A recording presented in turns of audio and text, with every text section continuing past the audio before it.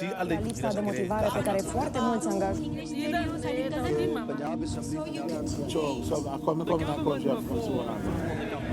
When they do the right thing.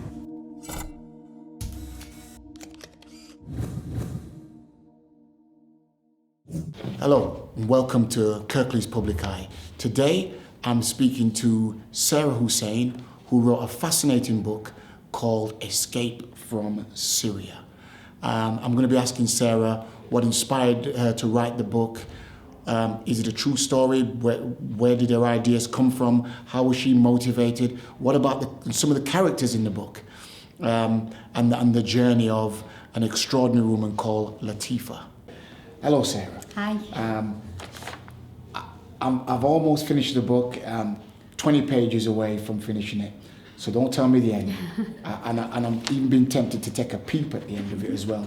I found the book extraordinary, of the journey of Latifa leaving Syria to get to England. And she travelled Syria, Turkey, Greece, Italy, France, and eventually arrived in England. What inspired you to write this book? I used to teach English to speakers of other languages, so I've taught English for many years now, and I love teaching. And for me, every learner matters, and what that means is that every student who sits in my class, I want them to progress. So what happened is, when I was doing my teacher training, I come across a theory, Maslow's hierarchy of basic human needs. Have you heard of that? Absolutely.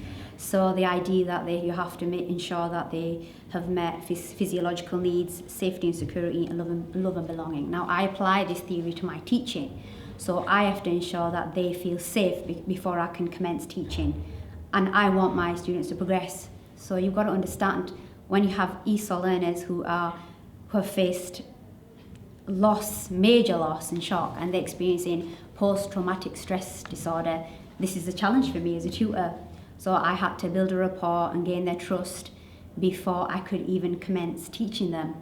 So when I was hearing these stories about what was going on, and I'm trying to engage them by creating these sessions, and then they're telling me what was going on, it was heartbreaking.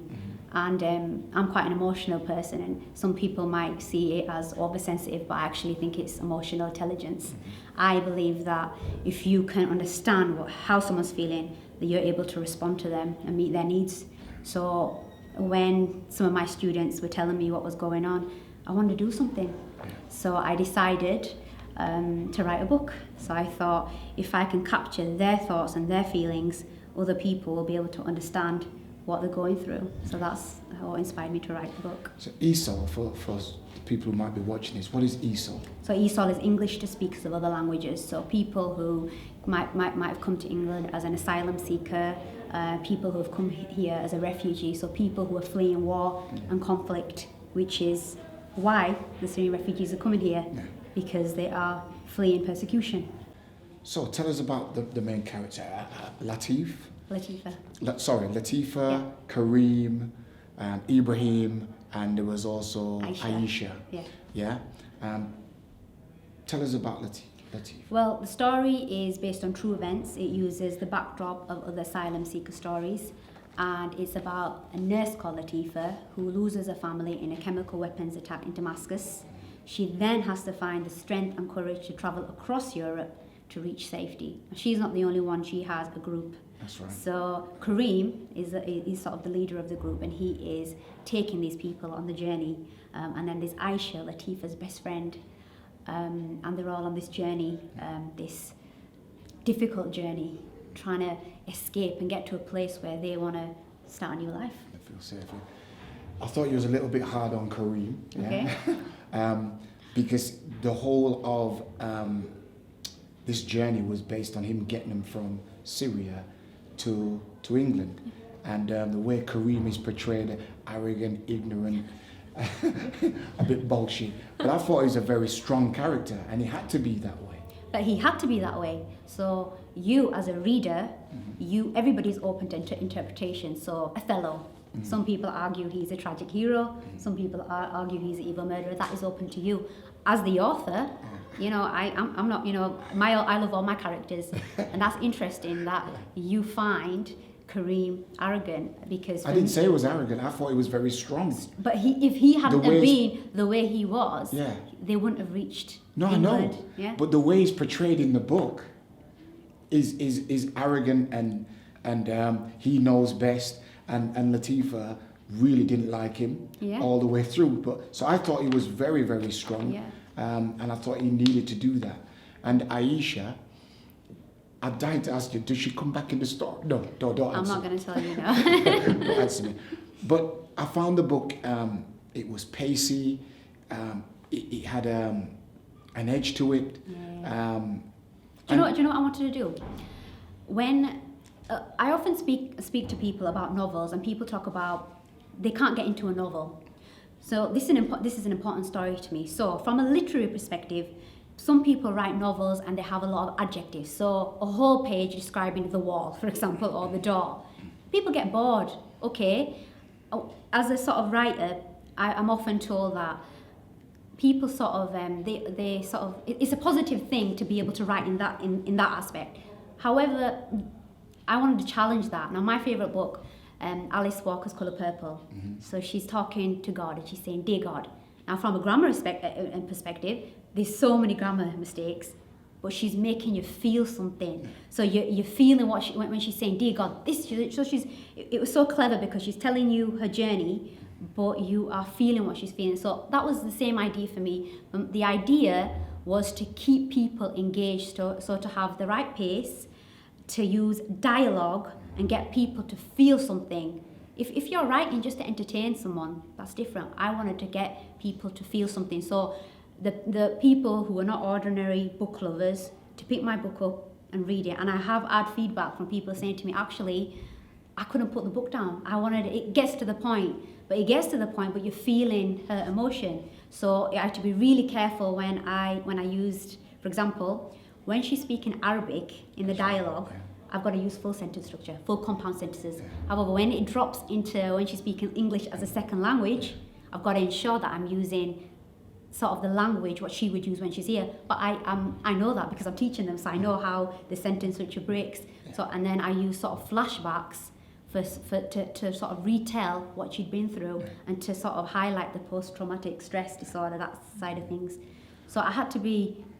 I had to think about what I was writing. It wasn't easy, but as I said, there's people who write from a literary perspective. As I said, a lot of description, but for me, it was all about the emotion and highlighting how she feels. Well, that certainly comes through the emotion of Latifah, Kareem, Ibrahim. Yeah. Well, he got killed. Yeah. Halfway through it, didn't he? That shocked me when he got killed.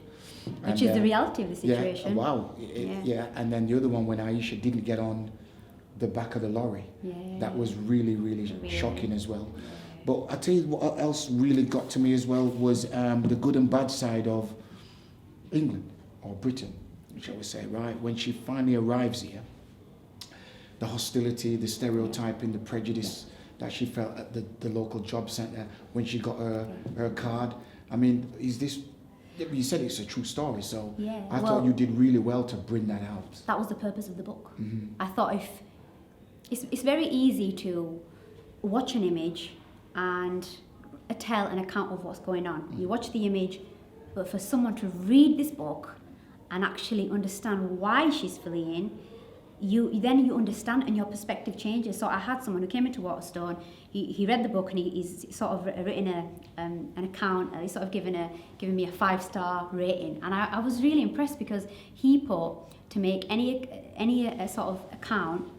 What he was trying to say was that when you read the book, he was able to experience and feel what Latifah was feeling. So he said it's essential reading for all. And I think that's important. I think that was why I wrote it. So with regards to her coming here, look, wherever you go in the world, you have good experiences and bad experiences.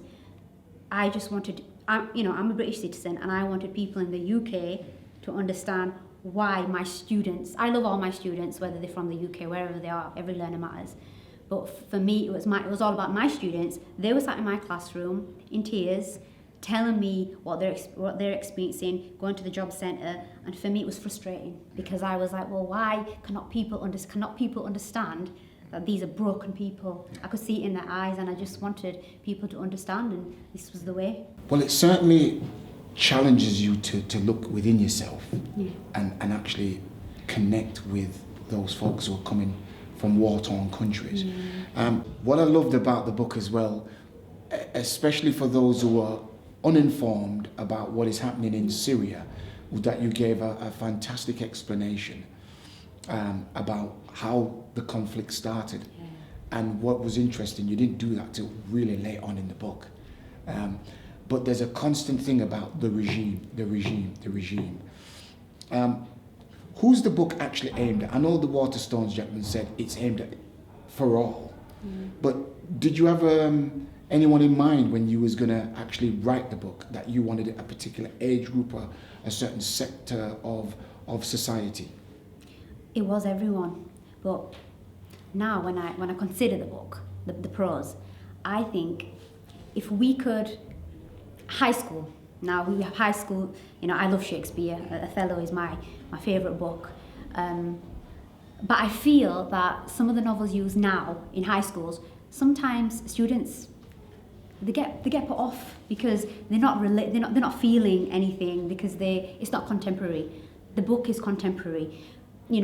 People don't understand why they sat with refugees in the class. All of a sudden, the classroom is not what it used to be.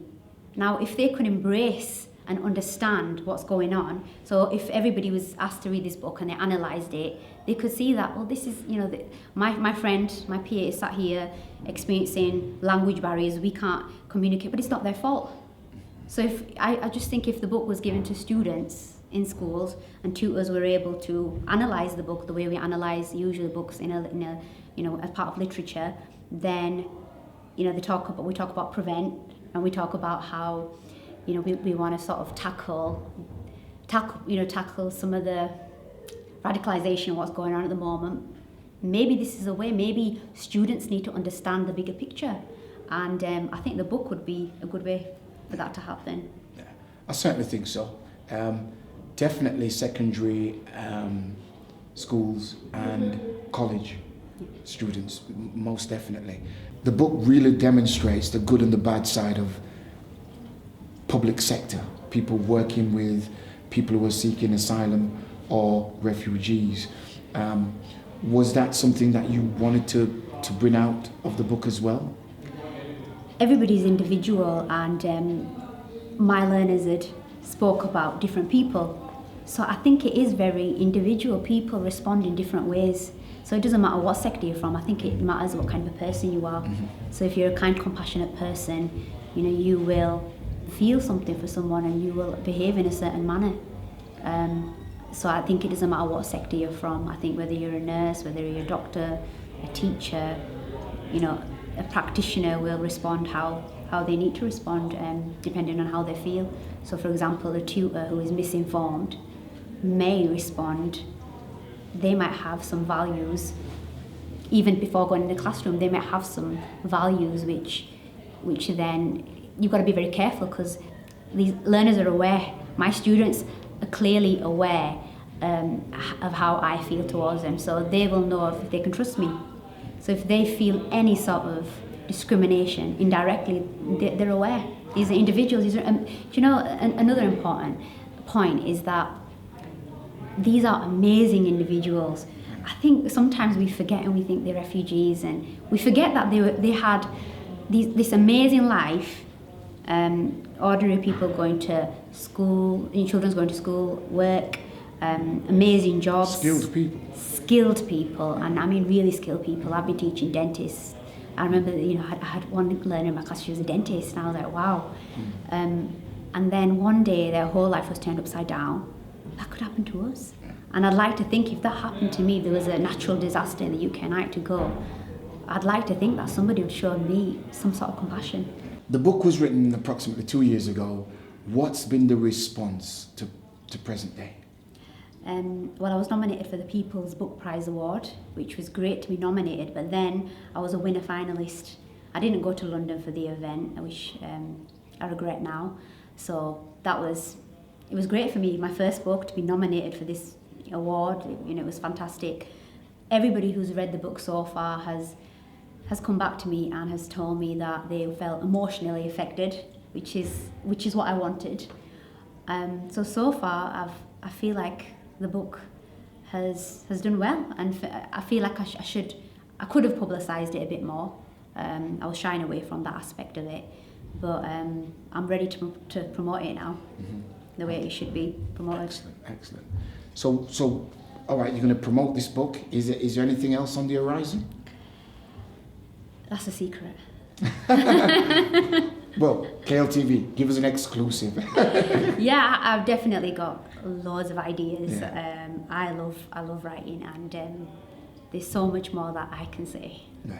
And I've got a lot more to say, so I'm definitely going to be writing more, yeah. But I'm not going to tell you what. Okay.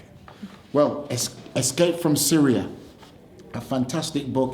It's got romance, it's got exploitation, it's got hostility in it, and it's also got a fantastic ending to it, I hope. Yeah? It has. Okay, it has. Okay. Thank you so much for coming into our studio, Sarah, and I wish you all the best in your endeavors. Thank you very much. Lipsa de motivare pe care foarte mulți angajați.